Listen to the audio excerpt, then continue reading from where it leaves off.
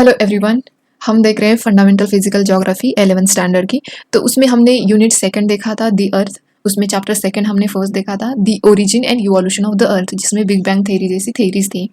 ठीक है। और जब हम थर्ड चैप्टर पे आए थे इंटीरियर ऑफ द अर्थ, तो उसमें हमने क्रस्ट देखा था। अर्थ की रेडियस कितनी है? अर्थ की रेडियस 6370 किलोमीटर अर्थ की रेडियस है, जो कि सेंटर से होके इक्वेटर तक आती है। तो वो हमने देखा था। फिर मैंटल देखा, फिर हमने कोर देखा उसके अंदर, इंटीरियर ऑफ द अर्थ। ठीक है। फिर हमने फोर्थ चैप्टर देखा distribution of ocean and continents, जिसमें अल्फ्रेड वेगनर ने अपनी थ्योरी दी थी 1912 में। फिर हेस ने दी थी theory sea of the floors की, जो फ्लोर मैपिंग हुई थी उसी के अकॉर्डिंग 1961 में। फिर जो अर्थर होल्मस थे, उन्होंने 1967 में अपनी conventional theory, current conventional theory दी थी।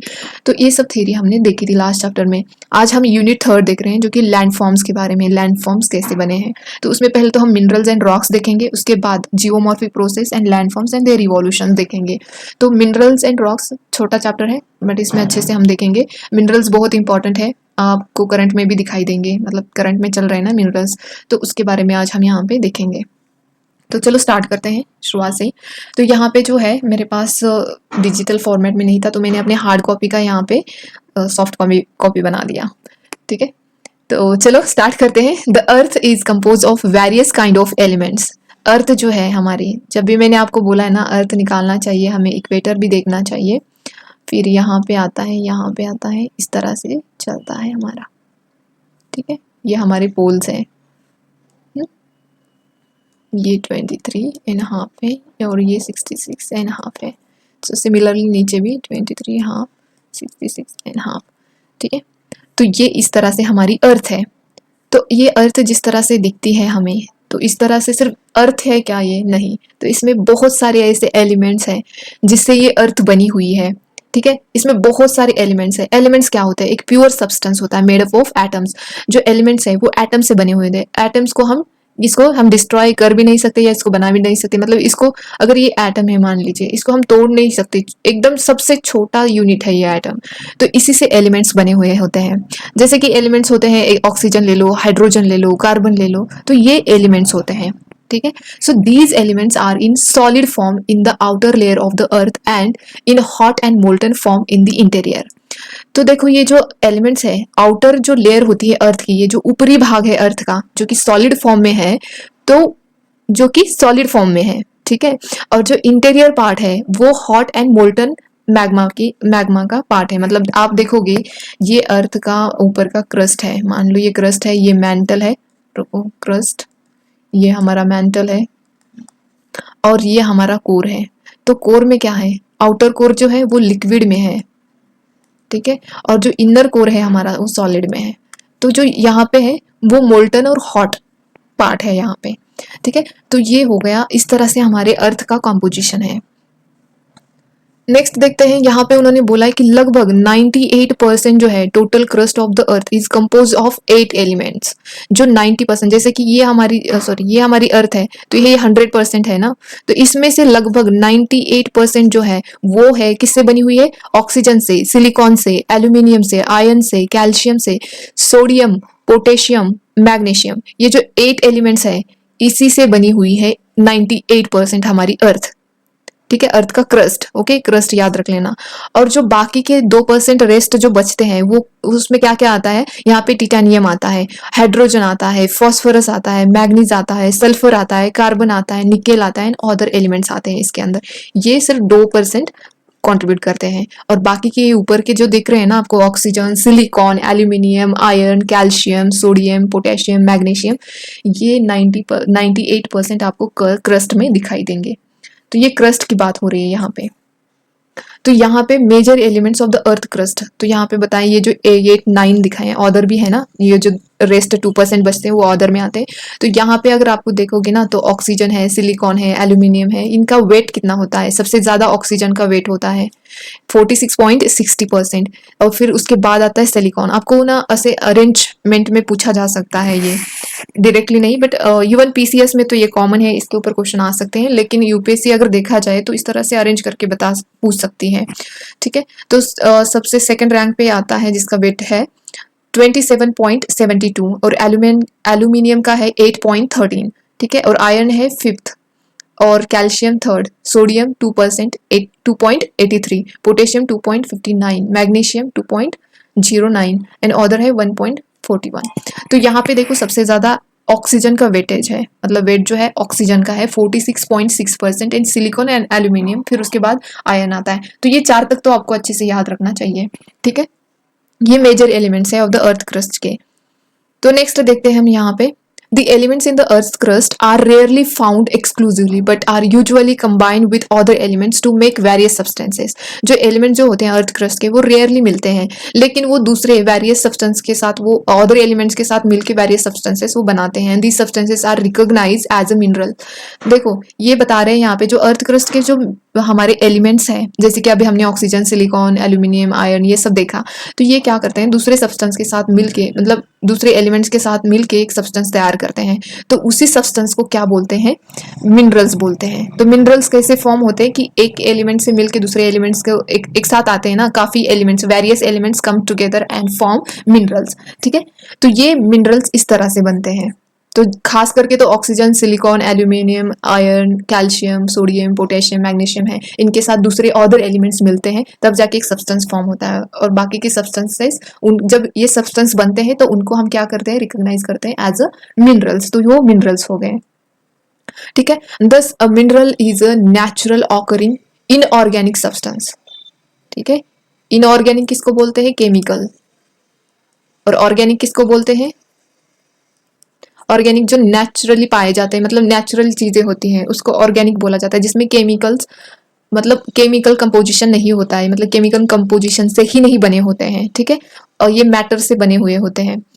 तो ये जो इनऑर्गेनिक सब्सटेंसेस है, तो ये मिनरल्स को हम इनऑर्गेनिक सब्सटेंसेस बोलते हैं। ये नेचुरली पाए जाते हैं, मतलब नेचुरली तैयार होते हैं, ठीक है। Having an orderly atomic structure and definite chemical composition and physical properties.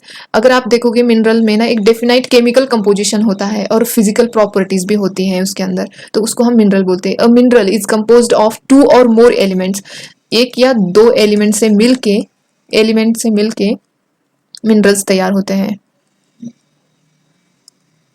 Formation of minerals, ठीक है। तो इस तरह से बनते हैं यहाँ पे, but sometimes single elements minerals like sulphur है, कॉपर है, सिल्वर है, गोल्ड है, ग्राफाइट है आर फाउंड। तो ये भी सिंगल एलिमेंट से बने हुए होते हैं, जैसे कि सिल्वर है, यहाँ पे एग्जांपल दे रखे हैं, sulphur, copper, silver, gold, graphite जो है वो सिंगल एलिमेंट से बने हुए मिनरल्स हैं। तो इसको आप याद रखो कि ऐसे पूछा जाए कि कौन से मिनरल है जो सिंगल एलिमेंट से बने हैं, और नीचे आपको ऑप्शन दिए जाएंगे, तो इसीलिए आपको इसको अच्छे से याद रखना है। पहले तो ये पता होना चाहिए कि मिनरल्स कैसे बनते हैं, कहाँ पे पाए जाते हैं। इनको इनऑर्गेनिक सब्सटेंस बोला जाता है, इनको ऑर्गेनिक नहीं बोला जाता, क्योंकि इनऑर्गेनिक इसीलिए क्योंकि इसके अंदर chemical composition and physical properties एक डेफिनाइट वे में होती है, ठीक है। तो नेक्स्ट देखते हैं हम यहाँ पे, though the number of elements making up the lithosphere are limited, they are combined in many different ways to make up many varieties of minerals, ठीक है। सो ये बोल रहे हैं यहाँ पे the number of element making up the lithosphere. Lithosphere किससे बनता है, मैंने लास्ट टाइम आपको बोला था, क्रस्ट प्लस अपर मेंटल जो होता है उससे मिलके, अपर मेंटल और क्रस्ट से मिलके लिथोस्फीयर तैयार होता है। तो यहाँ पे आपको लिमिटेशन दिखाई दे, they are combined in different ways to make up many varieties of minerals, ठीक है। तो ये हो गया यहाँ पे, there are at least 2000 minerals that have been named and identified in the earth crust. तो आपको लगभग यहाँ पे 2000 मिनरल्स मिलेंगे जिनको आइडेंटिफाइड भी किया है और नेम भी दिया है, जो कि अर्थ क्रस्ट में आपको मिलते हैं, ठीक है। But almost all the commonly occurring ones are related to 6 major minerals groups that are known as major rock forming minerals. जो आपको ऑलमोस्ट जो मिनरल्स मिलते हैं उसमें ये 6 जो एटम्स है, मतलब 6 जो एलिमेंट्स है, सॉरी एटम्स है, एलिमेंट्स है, तो उनको रिलेट किया जाता है, मतलब उनका जो होता है थोड़ा ना थोड़ा अंश उनके अंदर मिल जाता है। तो इस तरह से ये यहाँ पे बता रहे हैं, the basic source of all minerals is the hot magma in the interior of the अर्थ। ये स्टेटमेंट है, ऐसे पूछा जा सकता है आपको एग्जैक्टली, ठीक है। तो जो भी हमें मिनरल्स मिलते हैं वो कहाँ से आते हैं, तो वो आते हैं हॉट मैग्मा जो होता है इंटीरियर ऑफ द अर्थ का, तो उसी से आते हैं, ठीक है। बेसिक सोर्स इनका यहाँ से है, कहाँ से है, इंटीरियर ऑफ द अर्थ से। व्हेन मैग्मा कूल्स, जब मैग्मा कूल्स होता है तभी ये फॉर्मेशन स्टार्ट होता है मिनरल्स का, ठीक है। and crystals of minerals appear and systematic series of minerals are formed in sequence to solidify so as to form the rocks. तो मिनरल से ही रॉक्स फॉर्म होते हैं, ठीक है।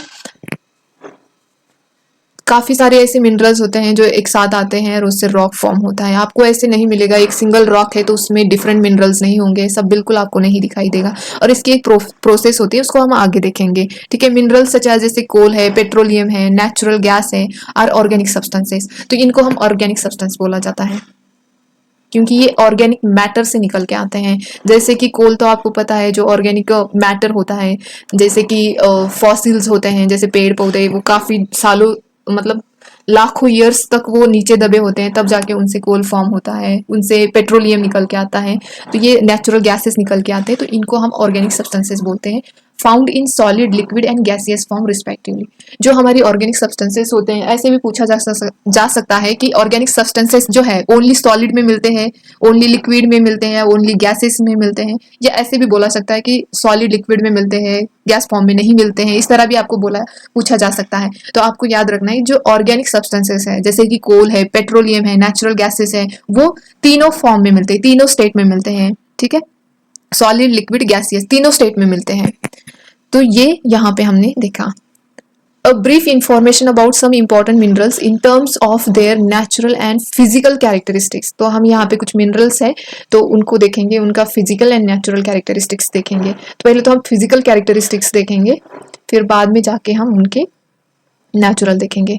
तो यहाँ पे है एक्सटर्नल क्रिस्टल फॉर्म्स, ठीक है। ये आपको पता नहीं दिख रहा है कि नहीं, बट ये एक्सटर्नल क्रिस्टल फॉर्म्स है determined by internal arrangement of molecule. जैसे कि क्यूब्स होते हैं, ऑक्टाहेड्रॉन्स होते हैं, हेक्सागोनल्स होते हैं एंड प्रिज्म्स होते हैं। तो ये जो है ये डिटरमाइन कैसे किए जाते हैं, जो इंटरनल उनकी अरेंजमेंट होती है मॉलिक्यूल्स की, तो उससे उनको डिटरमाइन किया जाता है, जो कि क्रिस्टल फॉर्म्स में होते हैं। फिर यहाँ पे क्लीवेज है, tendency of break in given direction producing relatively plain surface and result of internal arrangement of the molecules may leave cleaves in one or more direction and at any angle to each other, ठीक है।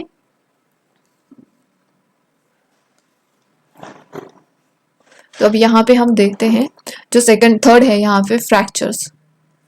Internal molecular arrangement so complex there are no planes of molecules. The crystal will break in an irregular manner not along planes of cleavage. Cleavage जो होता है इस तरह से होता है, right? तो इस तरह से नहीं, बट ये इरेगुलर मैनर में ये not along planes and cleavage, ठीक है। जो फ्रैक्चर होता है वो internal molecular arrangement so complex there are no planes of molecules, उसमें कोई प्लेन्स मॉलिक्यूल्स नहीं होते हैं। There crystal will break in irregular manner, जब वो ब्रेक होते हैं तो इरेगुलर मैनर में वो ब्रेक होते हैं, not along planes of cleavage, ठीक है। एक शार्प और एक क्लीन इसमें नहीं फॉर्म होते हैं। फ्रैक्चर तो आपको पता है उसका मीनिंग, उसके वर्ड का मीनिंग ही देखो। और जो लस्टर होते हैं, ठीक है, वो होते हैं चमचमाते होते हैं। उनका appearance of material without regard और टू कलर, उनका कलर कैसा है इससे नहीं होता, वो चमचमाते रहते हैं तो उसी से पता चलता है। Each mineral has a distinctive lustre like a metallic, silky, glossy. आपको मेटल का आप देखोगे जब उसको धूप में रखोगे तो वो अलग ही चमचमाता है। और अगर सिल्क साड़ी का ले लो या सिल्की चीजों का ले लो आप, उनका चमचमाहट उनकी अलग होती है, और ग्लॉसी जो होते हैं उनका अलग ही दिखता है, ठीक है। तो ये हो गया यहाँ पे लस्टर, ये फिजिकल कैरेक्टरिस्टिक्स है, ठीक है। और ये कलर अगर इसका देखा जाए ना, कलर देखा जाए तो some minerals have characteristics colour determined by their molecular structure. जो कलर भी होता है वो मॉलिक्यूलर स्ट्रक्चर के अकॉर्डिंग ही डिटरमाइन किया जाता है। मालचिट, इसका प्रोनाउंसिएशन आप अपने अकॉर्डिंग करना। ये रुक जाओ एक मिनट, मैंने यहाँ पे तो कहाँ पे थे, हाँ, अजुराइट जो है, ये चाल्कोपाइराइट भी है। ये अपने अकॉर्डिंग प्रोनाउंस करना, मुझे जो आ रहा है वही कर रही हूँ मैं, ठीक है, et cetera. And some minerals are coloured by impurities, for example because of impurities, जैसे कॉर्टजाइट, क्वार्टर्स है, मे बी व्हाइट ग्रीन दिख सकता है, रेड दिख सकता है, वो येलो भी दिख सकता है। तो उनके अंदर उनको प्योर फॉर्म में देखा जाए तो उनका कलर अलग ही होता है। और जो कलर जो होता है वो कैसे डिटरमाइन करते हैं, मॉलिक्यूलर स्ट्रक्चर से हम उनका कलर डिटरमाइन करते हैं। जो इम्प्यूरिटीज होते हैं उनके कलर अलग ही होते हैं, ठीक है। तो ये एक फिजिकल कैरेक्टरिस्टिक्स हो गया मिनरल का। और दूसरा है स्ट्रिक। जो स्ट्रिक होता है, जो colour of the ground powder of any minerals, streak मतलब जो उसका ग्राउंड पाउडर का जो कलर होता है ऑफ एनी मिनरल का, उसको स्ट्रिक उसे हम स्ट्रिक, उनका कैरेक्टरिस्टिक्स ऐसे समझ सकते हैं कि स्ट्रिक है। It may be of the same colour as the mineral or many may different, एक तो सेम भी हो सकता है या तो डिफरेंट भी हो सकता है उसका कलर। सो यहाँ पे उन्होंने एग्जाम्पल भी दे रखे हैं, ठीक है। फिर यहाँ पे आता है 7 ट्रांसपेरेंसी, कुछ पारदर्शक होते हैं जिसके अंदर हम देख सकते हैं, ट्रांसपेरेंट होते हैं, light rays passes through so that objects so can be seen plainly और ट्रांसलूसेंट, ठीक है। तो ये यहाँ पे हमने ये 6th कैरेक्टरिस्टिक्स देखा। फिर स्ट्रक्चर होता है उनका, स्ट्रक्चर से भी पता चलता है particular arrangement of the individual crystal, fine, medium, course, grain हो सकता है, फाइबरस हो सकता है, मतलब फाइबरस हो सकता है, ठीक है। तो स्ट्रक्चर भी अलग अलग स्ट्रक्चर्स हो सकते हैं। फिर यहाँ पे अगर हम देखें 9th, हार्डनेस पे, हार्डनेस भी एक फिजिकल कैरेक्टरिस्टिक्स है कि relatively resistance being scrap crashed हो सकते हैं। कुछ मिनरल ऐसे होते हैं ना, कुछ हार्ड होते हैं, कुछ सॉफ्ट होते हैं, ठीक है। तो यहाँ पे जिप्सम का उदाहरण दे रखा है इन्होंने, कैल्साइट का दे रखा है, फ्लोराइड का देखा है, अपेटाइट का देखा है, फेल्सपर का है, क्वार्टज का है, टॉपेज है, कोरंडम है, डायमंड है, ठीक है। डायमंड तो सबसे हार्ड होता है, सबसे हार्ड मिनरल माना जाता है compare to this. For example finger nail is 2.5 and glass or knife blade is 5.5, ठीक है। तो ये इनका हार्डनेस यहाँ पे हमने देखा। 10th है specific gravity, the ratio between weight of a given object and weight of an equal volume of water. उनका ग्रेविटी में क्या देखा जाता है, रेशियो देखा जाता है किसका, वेट ऑफ गिवन ऑब्जेक्टिव, जैसे कि weight of equal volume of water, तो ये भी इसमें देखा जाता है। तो ये हो गए फिजिकल कैरेक्टरिस्टिक्स। अब देखते हैं हम इनके some major minerals and their characteristics. कुछ मेजर मिनरल्स हैं जैसे कि फेल्सफर है, जिसका हमें यहाँ पे कैरेक्टरिस्टिक्स देखना है। हो सकता है ऐसे डायरेक्टली यहाँ पे आपको पूरा कैरेक्टरिस्टिक्स दिया जाएगा और ऑप्शन में 4 मिनरल्स देंगे, उसमें से ये जो ऊपर कैरेक्टरिस्टिक दे रखा है वो कौन से मिनरल्स का है, इस तरह से बताना पड़ेगा। हो सकता है आपको यहाँ पे फेल्सफर जो है, silicon and oxygen are common elements. जो फेल्सफर मिनरल जो बना है, आपको तो पता है 2 एलिमेंट से, 2 या 3 एलिमेंट से बनके हमारे मिनरल्स बनते हैं, और मैंने आपको बताया था एलिमेंट्स मतलब एटम से फॉर्म होता है एलिमेंट्स, तो एलिमेंट से फॉर्म होते हैं minerals.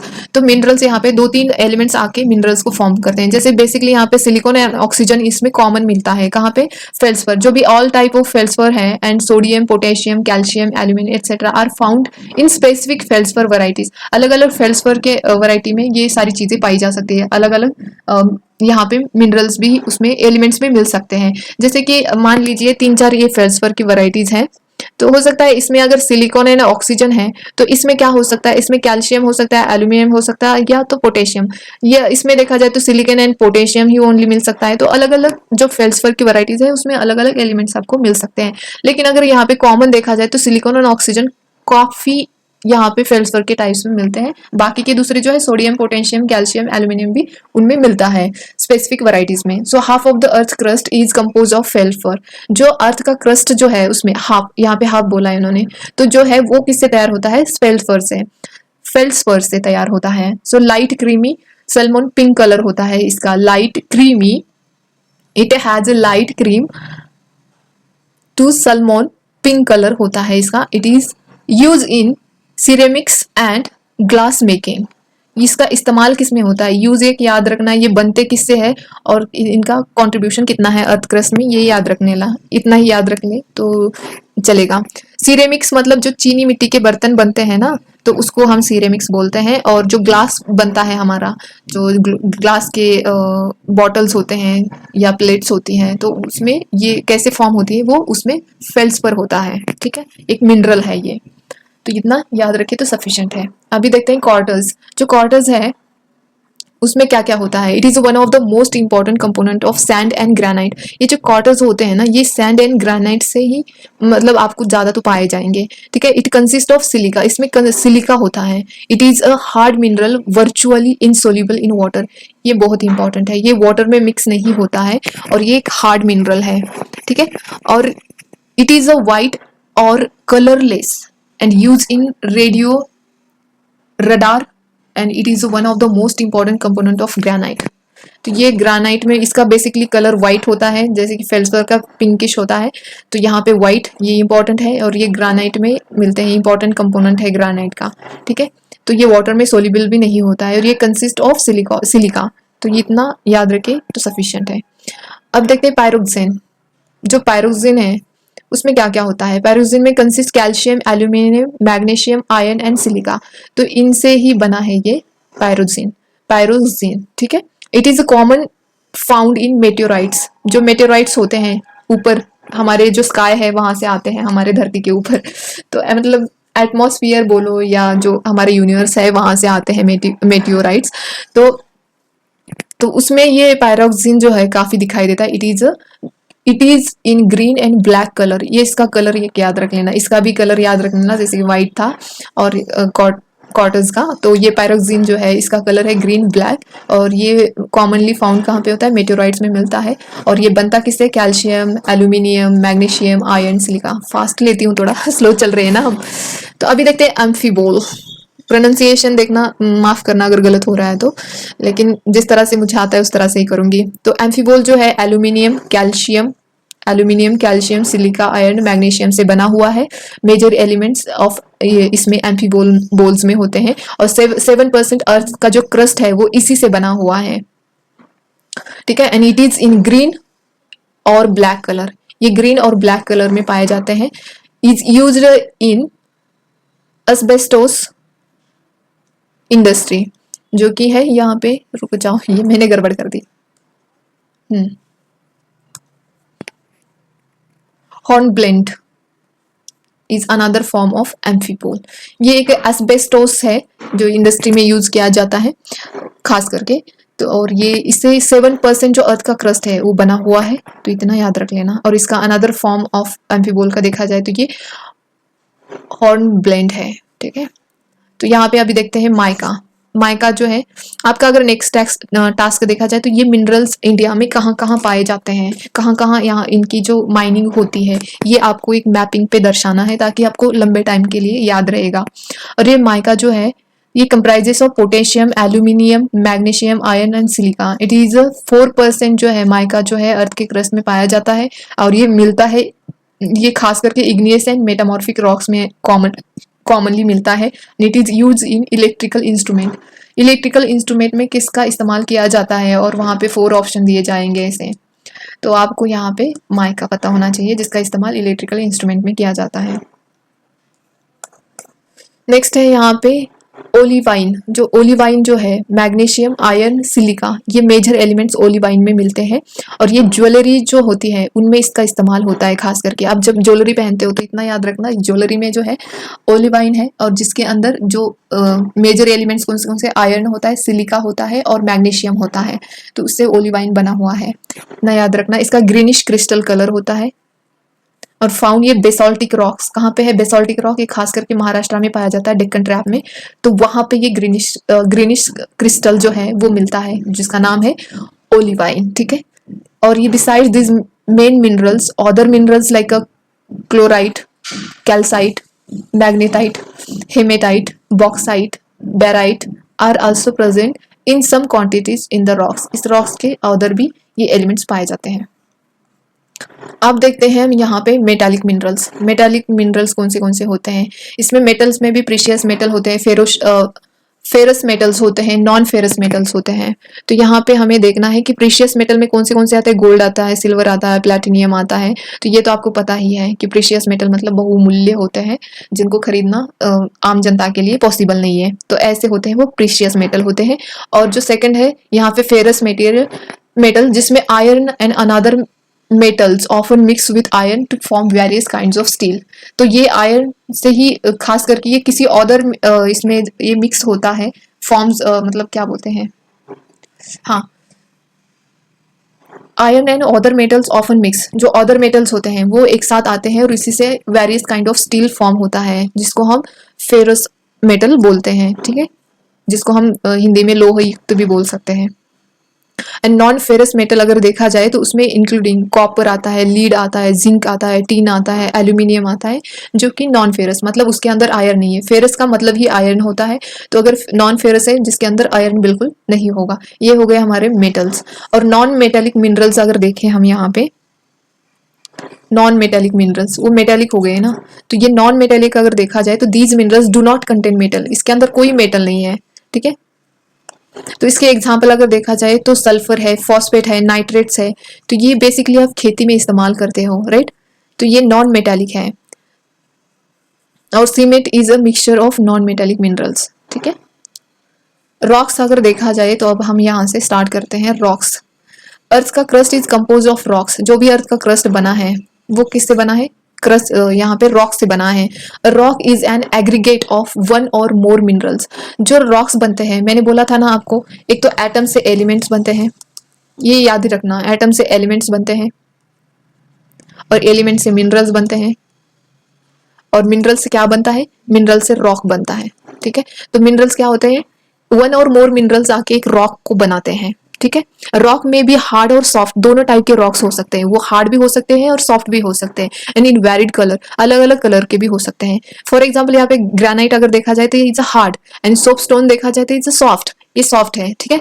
And gabbro is a black and quartzite can be milky. जो गैब्रो होता है, गैब्रो रॉक जो है वो ब्लैक कलर का होता है, और कॉर्टिजाइट अगर देखा जाए तो वो मिल्की कलर में होगा, मतलब व्हाइट, ठीक है।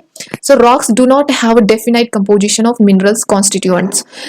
ये तो सही बात है, क्योंकि रॉक्स में अलग अलग मिनरल्स होते हैं, तो उसमें डेफिनाइट तो नहीं होगा ना, कि नहीं जो है कौन सा मिनरल ले लो आप, सिलिकॉन ले लो या आयरन ले लो या एल्यूमिनियम ले लो, तो ये इनका कंपोजिशन तो एक मात्रा में नहीं होगा कि नहीं नहीं 5 ग्राम ये होगा, 10 ग्राम वो होगा, इस तरह से तो इनका नहीं होगा ना कॉन्स्टिट्यूएंट्स। इनके अलग अलग मिनरल्स, अलग अलग इनकी मात्रा भी होगी, और उसी से रॉक फॉर्म होगा।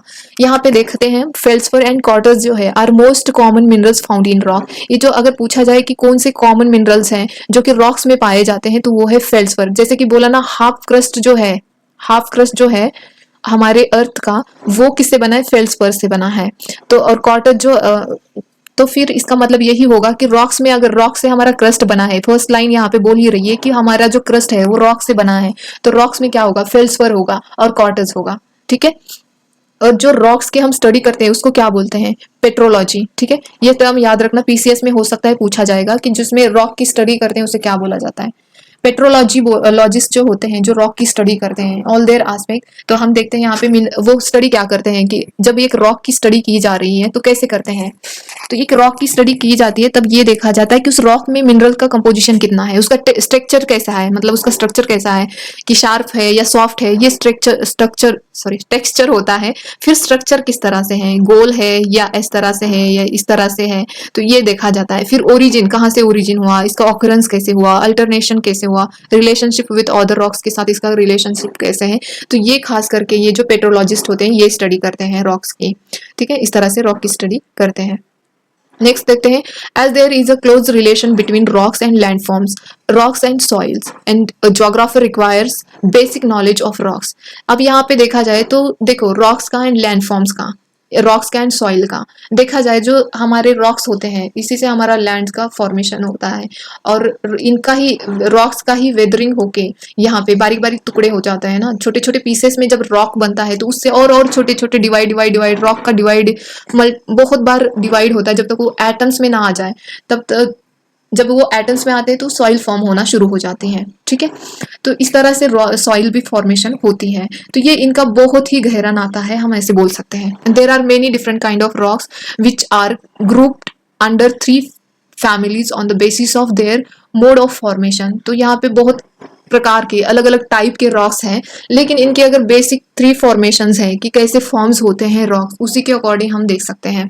तो यहाँ पे फर्स्ट है इग्नियस रॉक्स, जो कि सॉलिडिफाइड फ्रॉम मैग्मा एंड लावा। जो मैग्मा एंड लावा जो इंटीरियर वाले होते हैं, अर्थक्वेक के वजह से, मान लीजिए वोल्केनो की वजह से ये ऊपर आ जाते हैं। तो ऊपर आने के बाद ये क्या होता है, जब सरफेस पे आते हैं तो कूल हो जाते हैं और इससे रॉक फॉर्म होता है, राइट। तो इसको हम क्या बोलते हैं? Igneous rock. इग्नियस का मतलब ही फायर होता है, ठीक है। इग्नियस का मतलब क्या होता है? फायर। तो जो मैग्मा और लावा से आप बनते हैं, तो इतना याद रखना है। और सेकंड अगर देखा जाए तो sedimentary rocks, the result of deposition of fragments of rocks bye exogenous process. Exogenous मतलब जो धरती के ऊपर जो भी प्रोसेस हो रही है उससे अगर फ्रैगमेंट्स होते हैं रॉक्स के, वो क्या होते हैं एक जगह पे वाटर की वजह से, वो अदर एलिमेंट्स हो गए जिसकी वजह से ये फॉर्म होते हैं। तो ये क्या होते हैं, वाटर के साथ या रिवर्स में गिरने की वजह से ये एक जगह पे आके डिपॉजिट होते हैं और इकट्ठा मिल जाते हैं। इनकी जो केमिकल प्रॉपर्टीज होती है उसकी वजह से ये एक दूसरे के साथ जुड़ जाते हैं और ये एक रॉक फॉर्म करते हैं। जो भी इस तरह के रॉक फॉर्म होते हैं ना, उसको हम सेडिमेंट्री रॉक्स बोलते हैं, ठीक है। और मेटामॉर्फिक, मेटा का मतलब होता है बिग और मॉर्फिक का मतलब चेंज होता है, ठीक है। अब आप याद भी रख सकते हो, जो फेसबुक की पेरेंट कंपनी है जिसका नाम मेटा है, तो मतलब बिग, बिग हो गया, इस तरह से याद रखना। और मॉर्फिक मतलब चेंज होता है, तो यहाँ पे जो चेंज होता है रॉक के अंदर उसको ही मेटामॉर्फिक रॉक बोला जाता है। Form out of existing rocks undergoing recrystallization, ठीक है, इसमें चेंजेस होते हैं तो वो रॉक फॉर्म होता है अलग। तो नेक्स्ट देखते हैं हम यहाँ पे इग्नियस रॉक को हम थोड़ा डिटेल में और देखते हैं। तो जो एज ए इग्नियस रॉक, इसके ऊपर यूपीएससी में क्वेश्चन पूछा गया है, कहाँ पे है, हाँ, इसके ऊपर यूपीएससी में क्वेश्चन प्रीलिम्स में यूपीएससी में पूछा गया है। तो as a igneous rock form out of magma and lava, तो आपको अगर पूछा जाए तो बताना चाहिए कि हाँ, इग्नियस रॉक जो है मैग्मा एंड लावा से फॉर्म हुए हैं, जो कि इंटीरियर ऑफ द अर्थ से निकल के आते हैं। दे आर नोन एज, इनको प्राइमरी रॉक्स भी बोला जाता है, क्योंकि दूसरे रॉक तो चेंजेस होके बने ना, सेडिमेंट्री, जैसे रिवर्स ने कोई साथ में लेके आ गई और उनका केमिकल कंपोजिशन हुआ तो वो बन गए, तो वो सेडिमेंट्री हो गए। और सेडिमेंट्री रॉक का ही चेंज होता है तो उसको हम क्या बोलते हैं, मेटामॉर्फिक रॉक बोलते हैं। तो इस तरह से होता है, लेकिन बेसिकली ये रॉक के जो कंपोजिशन है वो आते कहाँ से है, मैग्मा एंड लावा से आते हैं, तो इसीलिए इसको प्राइमरी रॉक बोला जाता है। अगर पूछा जाए, स्टेटमेंट दी जाए तो igneous rock is a primary rock, तो ये सही स्टेटमेंट है, ठीक है। इग्नियस रॉक मैंने यहाँ पे कुछ मतलब लिखा भी है यहाँ पे, ये लेस डेंस होते हैं एंड लाइटर होते हैं, मतलब इनके अंदर अगर इसकी जो घनता होती है वो कम होती है, और ये हल्के फुल्के होते हैं। और कलर देखा जाए इनका, तो ये बेसिक रॉक होते हैं, लाइटर कलर होता है, सॉरी, और ये लेस डेंस होते हैं, लाइटर कलर होता है, और ये बेसिक रॉक से बने हुए होते हैं, और ये सॉरी बेसिक रॉक होता है। और ये जो क्रिस्टलाइन इन स्ट्रक्चर, इनका स्ट्रक्चर क्रिस्टलाइन होता है, और इनका नेचर जो है वो एसिडिक होता है। ये खास करके मैंने ये पीवाईक्यू से उठा के लिखा था यहाँ पे, ठीक है। इग्नियस रॉक, इग्निस मतलब लैटिन फायर, यहाँ पे इसका मतलब दिया है, when magma cools and solidifies, तब ये रॉक्स बनते हैं। You already know what magma is, so when magma in its upward movement cools and turn into solid form, it is called igneous rock. जब मान लो ये वल्केनिक एक्टिविटी हो रही है इस तरह से जब ये लावा बाहर आता है और ये आने के बाद ऐसे बहता है थोड़ा, फिर कूल हो जाता है, और ये इस तरह से यहाँ पे इनके रॉक फॉर्मेशन होते हैं, ठीक है। यही स्टेटमेंट बोला गया है यहाँ पे। And the process of cooling and solidification can happen in the earth crust, अर्थ के क्रस्ट पे होती है, on the surface of the earth, तो ये सब यहाँ पे सरफेस, अर्थ के सरफेस पे होता है। Igneous rock are classified based on texture, igneous rock का जो टेक्सचर होता है, जैसे कि सॉफ्ट, हार्ड, ये टेक्सचर हो गया ना, तो इसी से इनको क्लासिफाइड किया जाता है, ठीक है। Texture depend upon size and arrangement of grains और other physical condition of the metals. सो ये जो मटेरियल, सॉरी मेटल नहीं है, मटेरियल जो है इसका, इसके अंदर कितना ग्रेन है, इसकी साइज कैसी है, ग्रेन कैसे अरेंज हुआ है इसके अंदर, इसी के अकॉर्डिंग इसका टेक्सचर डिसाइड किया जाता है। If molten material is cooled slowly at a great depth, mineral grains may be very large। अगर वो जो भी मटेरियल, मोल्टन मटेरियल है, वो स्लोली कूल होता है एट डेप्थ लेवल पे, तो उसमें माना जाता है कि मिनरल ग्रेन जो है वो लार्ज नंबर में है, ठीक है। और sudden cooling at the surface, जल्दी सरफेस पे कूल हो जाता है ना, उसका रिजल्ट क्या आता है, स्मॉल एंड स्मूथ ग्रेन होते हैं उसके अंदर, ठीक है। जो जल्दी कूल होता है उसके अंदर स्मॉल एंड स्मूथ ग्रेन होते हैं।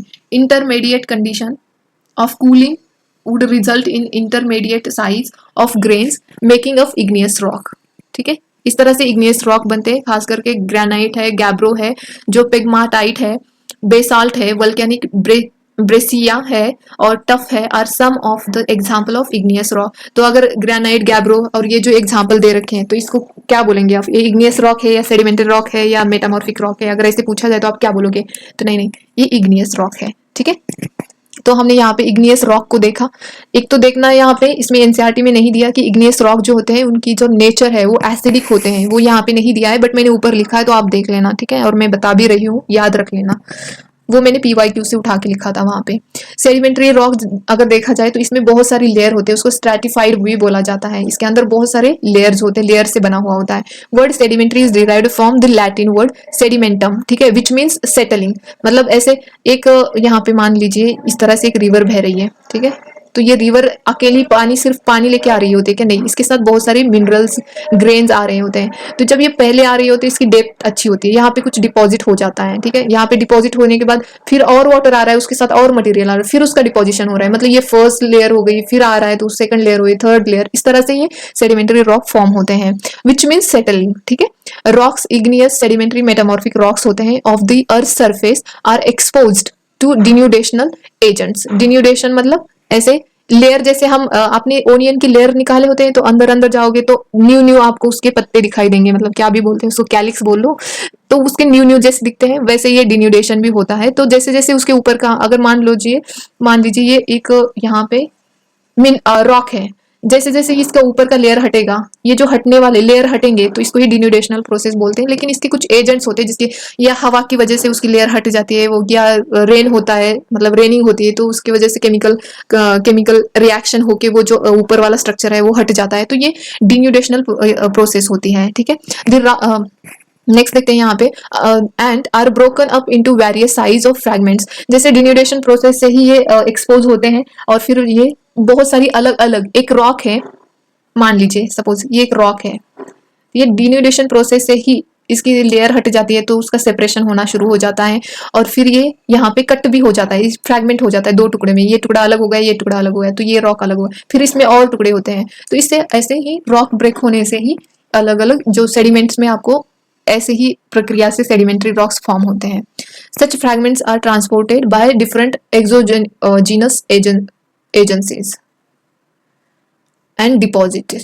जैसे कि ये, तो ये अभी जैसे मैंने रिवर को बोला, रिवर भी एक एक्सोजेनियस एजेंसी है ना, कि वो अपने साथ इतना सब कुछ लेके आती है, डिपोजिशन में हेल्प करती है रिवर, राइट। फिर अदर चीजें भी होती हैं जैसे वो हेल्प कर देती हैं।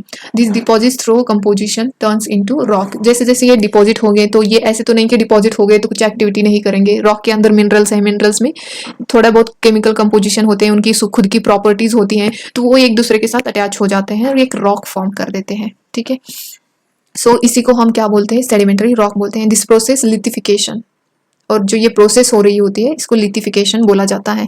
लिथ का मतलब होता है रॉक, और फिकेशन जो होता है जो भी प्रोसेस हो रही है फिक्स करने की, तो उसको लिथिफिकेशन बोला जाता है। In many sedimentary rock the layer of deposit retain their characteristics even after lithification. Lithification होने के बाद भी कुछ रॉक्स की जो सेडिमेंट्स होते हैं वो अपना कैरेक्टर्स जो भी होते हैं उनके उसकी वजह से वो रिटेन कर रहे होते हैं। Hence we see a number of layer of varying thickness in sedimentary rocks like sandstone, shale जो होते हैं ये sedimentary rocks हैं। ठीक है, depending upon the mode of formation sedimentary rocks are classified into three major groups में इनको classified किया जाता है। जैसे कि ये मैकेनिकली फॉर्म्ड होते हैं, कुछ ऑर्गेनिकली फॉर्म्ड होते हैं, कुछ केमिकली फॉर्म्ड होते हैं। जो मैकेनिकली फॉर्म होते हैं वो सैंडस्टोन होते हैं, कॉग्लोमेरेट होता है। इसके एग्जांपल याद रखना जो मैकेनिकली फॉर्म होते हैं। ठीक है, लाइमस्टोन है, शेल है, और ये लोसेस है, are et cetera example of chemically formed rocks. Okay, और जो ऑर्गेनिकली फॉर्म होते हैं जैसे कि गेस सराइट जो है वो ऑर्गेनिकल है, चॉक है, लाइमस्टोन है, कोल है, जो ये कि ऑर्गेनिकली फॉर्म होते हैं। और जो केमिकली फॉर्म होते हैं वो चर्ट है, लाइमस्टोन है, लाइमस्टोन तो सभी में आ रहा है, हेलाइट है, पोटैश है, ये है केमिकली फॉर्म होने वाले। ठीक है, लेयर्ड स्ट्रक्चर होते हैं इनके। अब देखते हैं हम यहाँ पे metamorphic rocks. Word metamorphic means change of form. ठीक है, and these rocks form under the action of pressure, volume and temperature. तो ये 3 पीवीटी याद रखना, ये मेटामॉर्फिक रॉक्स में ही होते हैं, इन्हीं की वजह से चेंजेस आना शुरू होते हैं। When rocks are forced down to lower levels by tectonic process, or when molten magma rising through the crust comes in contact with the crustal rocks, जो crustal rocks होते हैं उनके contact में आते हैं, और the underlying rock are subjected to great amount of pressure by overlying rocks, and metamorphism is a process by which already consolidated rocks undergo recrystallization and recognition of material within original rock। ठीक है, तो क्या होता है basically यहाँ पे देखो, एक तो ये जो मेटामॉर्फिक रॉक है, रॉक के अंदर चेंजेस होना, ये कैसे होते हैं।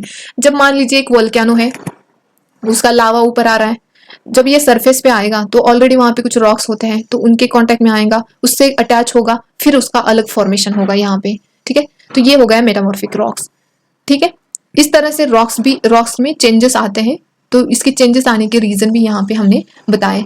और जिस तरह से यहाँ पे डेफिनेशन दी है, जी metamorphism is a process by which already consolidated rocks undergo recrystallization और recognization of material within original rocks. जो ओरिजिनल रॉक्स होते हैं वो ऑलरेडी बने होते हैं, उनके कॉन्टैक्ट में आते हैं, वो एक दूसरे से चिपक जाते हैं, नया रॉक फॉर्म करते हैं, तो इस तरह से मेटामॉर्फिक रॉक हो जाता है। So mechanically disruption and recognition, reorganization reorganization of material with original rock, ये मेरी मिस्टेक है, पढ़ने में थोड़ा मिस्टेक हो गई, सॉरी। तो mechanical disruption and reorganisation of the original minerals within rocks due to breaking and crushing without any appreciable chemical changes called dynamic metamorphism. जो अचानक हो जाते हैं चेंजेस उसको डायनामिक मेटामॉर्फिज्म बोला जाता है, ठीक है।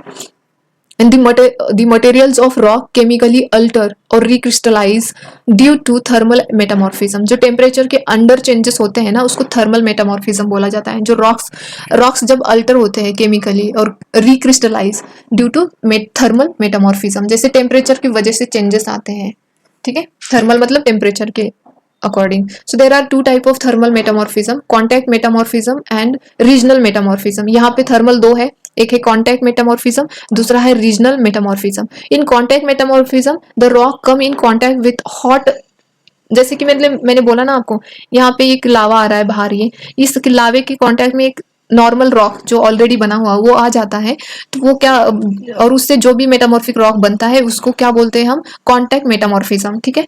तो ये यहाँ पे हो गया जो कि हाई टेम्परेचर की सिचुएशन में वो बना हुआ होता है। और नेक्स्ट अगर देखा जाए तो रीजनल मेटामॉर्फिज्म अगर देखा जाए तो ये rock undergo recrystallisation due to deformation cause by tectonic shearing together with high temperature or pressure or both. अगर रॉक बना हुआ है लेकिन टेक्टोनिक एक्टिविटीज हो रही है, ठीक है, तो यहाँ पे एक तो टेक्टोनिक से लावा भी आता है और यहाँ पे प्रेशर भी क्रिएट होता है। तो इसकी वजह से क्या होता है, जो रॉक है या तो यहाँ पे इसका डिफॉर्मेशन हो जाएगा, या तो मतलब ये डिफॉर्मेशन ही होगा, यहाँ पे कुछ अलग नहीं होगा, डिफॉर्मेशन हो जाएगा। तो ये क्या होगा, रीजनल मेटामॉर्फिज्म होगा, जो कि प्रेशर और टेम्परेचर की वजह से बनता है। In this process metamorphism in some rocks, grains और minerals get arrange in layer of और लाइन्स, ठीक है। So such an arrangement of minerals or grain in metamorphic rock is called foliation और lineation। जिस तरह से टेक्टोनिक और या प्रेशर बोलो आप, tectonic shearing together with high temperature or pressure or both, दोनों शेयर करके ये जो रॉक फॉर्म होता है रीजनल मेटामॉर्फिज्म की वजह से। तो ये जो प्रोसेस हो रही होती है, जैसे कि मिनरल्स और ग्रेन का अरेंजमेंट हो रहा है इन मेटामॉर्फिक रॉक्स में, तो उसको क्या बोला जाता है, फॉलिएशन या लिनिएशन बोला जाता है। तो ये इंपॉर्टेंट है प्रीलिम पर्सपेक्टिव से, ठीक है। समटाइम्स मिनरल्स और जो मटेरियल है of different groups are arrange into alternating thin और thick layer appearing in light and dark shade। जो भी इनके साथ जो भी मिनरल्स के ग्रेन्स के लेयर अटैच हो जाते हैं मेटामॉर्फिक रॉक के साथ, तो उनका अपीयरेंस कभी कभी वो लाइट दिखते हैं, कभी कभी डार्क शेड में भी दिखते हैं। Such structure in metamorphic rock is called banding rocks. तो आपको पता होना चाहिए बैंडिंग रॉक्स क्या होता है।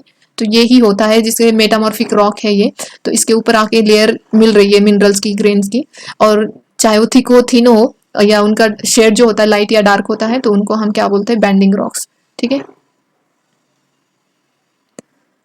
तो यहाँ पे या तो banded rocks. Type of metamorphic rock depend upon original rock that were subject to metamorphism. Metamorphic rock classified into major groups, जैसे कि एक foliated rocks and non foliated rocks, ठीक है। यहाँ पे ग्रानाइट, साइनाइट, स्लेट और ये जो चिस्ट है, मार्बल्स आते हैं इसमें, कॉर्टिजाइट्स आते हैं, ये सब एग्जांपल जो है आप मेटामॉर्फिक के याद रख लेना, ठीक है। तो नेक्स्ट देखते हैं रॉक साइकिल कैसे बनती है। रॉक साइकिल जो है, rocks do not remain in their original form for long but may undergo transformation. जो रॉक्स होते हैं वो, अगर आप इस तरह से एक रॉक देख रहे हो, ये एक रॉक है, तो आप ये लंबे टाइम के लिए इस तरह से नहीं देख सकते हो, इनकी भी साइकिल होती है, इनका भी ट्रांसफॉर्मेशन होता है। Rock cycle is a continuous process through which old rocks are transform into a new ones. जो पुराना रॉक्स होता है वो न्यू वन में फॉर्म हो जाता है। Igneous rock are primary rocks and other rocks sedimentary and metamorphic form from these primary rocks. जो सेडिमेंट्री और मेटामॉर्फिक है वो प्राइमरी रॉक से ही बनते हैं। Igneous rocks can be changed into metamorphic rocks and the fragments derived out of igneous and metamorphic rocks form into sedimentary rocks. Igneous rock जो है वो चेंज होता है इनटू मेटामॉर्फिक रॉक्स में, बट जब इनके इग्नियस एंड मेटामॉर्फिक रॉक के जो फ्रैगमेंट्स होते हैं, जो टुकड़े होते हैं, उनसे ही सेडिमेंट्री रॉक्स बनता है। ये तो हमने जब अलग अलग इनको स्टडी कर रहे थे तभी देखा था। ये साइकिल है यहाँ पे कैसे ये चेंज होते हैं, तो आप क्लियरली यहाँ पे देख सकते हो। ये यहाँ पे मेटामॉर्फिक रॉक्स है, ये मेल्ट हो रहा है, फिर ये मेल्टिंग हो रही है, फिर मैग्मा, फिर इसका सॉलिडिफिकेशन होगा igneous rock sorry igneous rock, ये पूरा स्ट्रक्चर ये इस तरह से, ये इग्नियस रॉक है, फिर ये सॉलिडिफाई होगा, फिर ये फिर मेल्ट हो जाएगा, फिर इग्नियस में आएगा, इस तरह से इनकी साइकिल चलती रहेगी। ठीक है, आप इसका स्टडी कर लें, देख लेना ये। सो रॉक्स जो है, अभी यहाँ पे सेडिमेंट्री रॉक्स देखते हैं। Sedimentary rocks themselves can turn into fragments and fragments can be source for formation of sedimentary rocks। sedimentary rocks खुद भी एक fragments में अलग अलग हो सकता है और उसी से फिर sedimentary rocks भी बन सकता है। and the crystal rock जो है igneous metamorphic sedimentary once formed may be carried down into mantle। अभी ऊपर बना है, फिर टेक्टोनिक एक्टिविटी जब होगी, जो प्लेट का सबडक्शन होगा, फिर इसमें जाएंगे, ये अगेन इंटीरियर में जाएंगे, फिर अगेन ऊपर आ जाएंगे वोल्केनिक एक्टिविटीज के थ्रू, और फिर से वो साइकिल तैयार मतलब चलती रहेगी इस तरह से साइकिल ये। और यहाँ पे उन्होंने अलग बोला है जो प्लेट का कन्वर्जेंस, हाँ वही होता है ना, प्लेट का सबडक्शन होके। So increase in temperature in interior and turn into molten magma original source of igneous rocks. तो इस तरह से इनकी ये एक्टिविटी चलती रहती है। तो ये हमने रॉक्स देखे, रॉक्स के कैरेक्टरिस्टिक्स देखे। तो बेसिकली यहाँ पे एक ही याद रखना है आपको कि एटम जो होते हैं उससे एलिमेंट्स बनते हैं। दोबारा बता रही हूँ, कोई बात नहीं, एलिमेंट से मिनरल्स बनते हैं और मिनरल से रॉक्स फॉर्म होते हैं। ठीक है, और रॉक्स कितने टाइप के होते हैं? इग्नियस, यहाँ पे मेटामॉर्फिक